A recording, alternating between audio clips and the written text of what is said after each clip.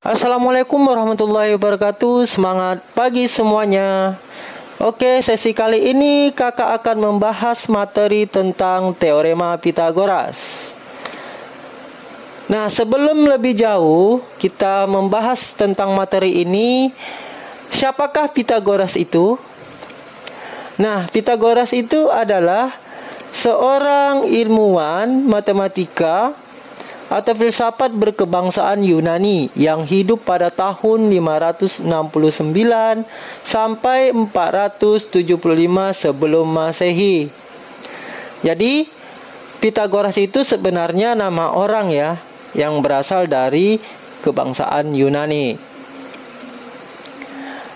Teorema Pythagoras sendiri artinya teorema yang menunjukkan hubungan panjang sisi-sisi pada segitiga siku-siku.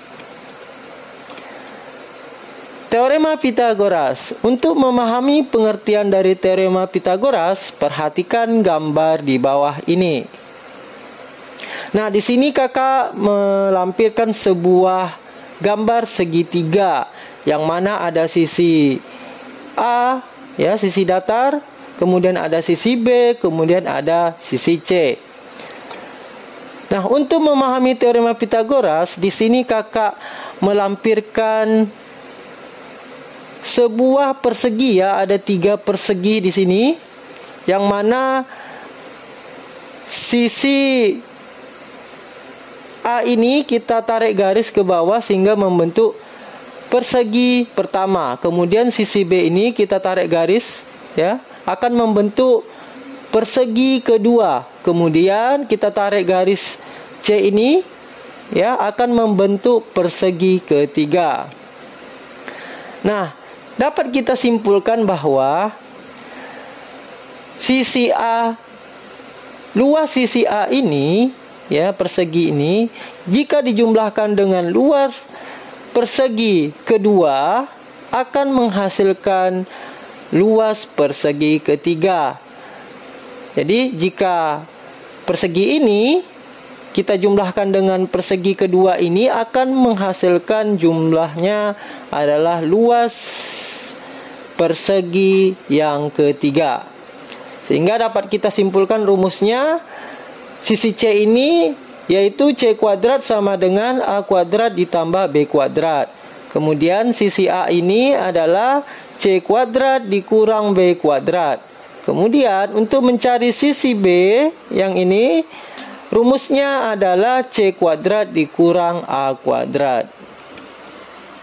Rumus di atas disebut teorema Pythagoras. Kita lanjutkan kesimpulannya.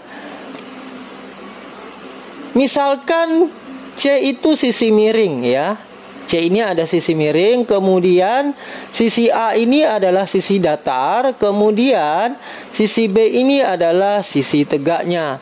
Dapat kita buatkan rumusnya, sisi miring kuadrat sama dengan datar kuadrat ditambah tegak kuadrat. Kemudian untuk sisi datar sama dengan miring kuadrat dikurang tegak kuadrat. Kemudian tegak kuadrat sama dengan miring kuadrat dikurang datar kuadrat. Jadi ada pola ya, kita perhatikan. Gampang untuk menghafal rumusnya. Kalau kita perhatikan 3 sisi ini, yang paling panjang adalah sisi C, sehingga rumusnya tambah. Kemudian untuk sisi B dan sisi A itu rumusnya kurang. Kemudian kita letakkan di bagian depan adalah sisi miring ya, seperti yang tertampil di layar. Jadi sangat mudah untuk menghafal rumusnya. Jadi di sini ada jumlah dan kurang. Jadi yang jumlah itu adalah sisi yang panjang untuk rumusnya. Langsung saja kita membahas contoh-contoh soal berikut. Contoh yang pertama, perhatikan gambar berikut. Di sini ada sisi tegak, sisi datar dan sisi miring. Yang ditanya di sini adalah sisi miringnya. Jadi kita misalkan sisi miringnya itu adalah A. Tentukan panjang sisi A adalah, kita misalkan A sama dengan sisi miring. Nah, kita ketahui bahwa rumusnya adalah miring kuadrat sama dengan datar kuadrat ditambah tegak kuadrat. Kita masukkan saja angka-angka yang telah diketahui, karena di sini sisi tegaknya 9, sisi datarnya adalah 12.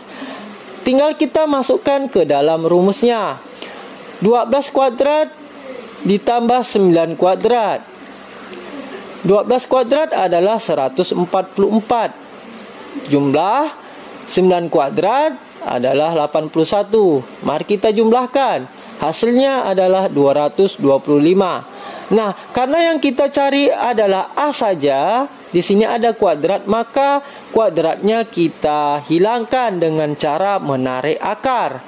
Jadi, akar dari 225 adalah 15. Sehingga hasilnya adalah C ya, 15 cm.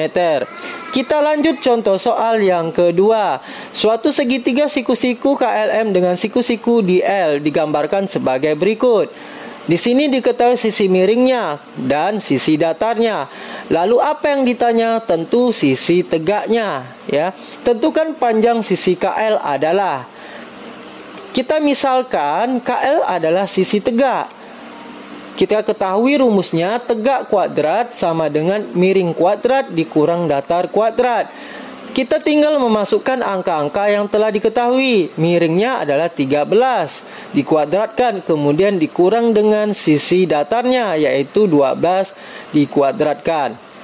Masing-masing angka ini kita kuadratkan, hasilnya 169 dikurang 144. Hasilnya yaitu 25. Nah, karena kita cari adalah KL saja, bukan KL kuadrat, maka kuadrat ini kita hilangkan dengan cara menarik akar ya, yaitu akar dari 25. Akar dari 25 adalah 5. Sehingga hasilnya adalah 5 cm, yaitu B. Kita lanjut soal yang seterusnya. Perhatikan gambar di samping, panjang BD adalah. Jadi di sini ditanya adalah BD. Nah, di sini ada dua segitiga.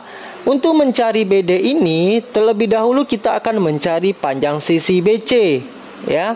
Nah, untuk mencari BC ini kalau kita perhatikan yaitu sisi tegak. BC kuadrat sama dengan AC kuadrat dikurang AB kuadrat. Kita masukkan saja angka-angka yang telah diketahui, yaitu sisi miring 15 cm, kemudian sisi datarnya adalah 9 cm. Kita kuadratkan masing-masing angka tersebut. 15 kuadrat adalah 225 dikurang 9 kuadrat adalah 81. Kita kurangkan angka tersebut, menghasilkan 144. Karena yang kita cari hanya BC saja, bukan BC kuadrat, maka kuadrat ini kita hilangkan dengan menarik akar. Akar dari 144 adalah 12 cm. Nah, itu baru panjang BC ya. Setelah panjang BC diketahui, maka kita akan mencari panjang BD-nya, di mana BD adalah miring. BD kuadrat sama dengan BC kuadrat ditambah CD kuadrat. Jadi ini rumus miring ya, untuk mencari sisi miring. Dijumlahkan, masukkan angka-angka yang telah kita cari tadi, yaitu 12 kuadrat ditambah 5 kuadrat. 5 ini dari CD ini. Kita kuadratkan masing-masing angka tersebut, yaitu 144 ditambah 25. Hasilnya adalah 169. Karena yang kita cari adalah BD saja, maka kuadratnya akan kita hilangkan dengan cara menarik akar. Akar dari 169 adalah 13. Maka hasilnya adalah 13 cm. Kita lanjut soal berikutnya. Oke, kita lanjutkan soal berikutnya. Perhatikan gambar berikut. Di sini kakak menyajikan sebuah gambar yang mana di dalamnya ada dua segitiga siku-siku. Nah, di sini pertanyaannya adalah tentukan panjang sisi AD. Nah, sisi AD di sini adalah yang paling pinggir ini ya. Nah, untuk mencari sisi AD ini, tentu kita akan mencari sisi AC terlebih dahulu. Nah, rumus AC kuadrat sama dengan AB kuadrat ditambah BC kuadrat. Nah, ini adalah rumus sisi miring. Karena ini miring ya, AC ini. Nah, kita masukkan saja angka-angka yang telah diketahui.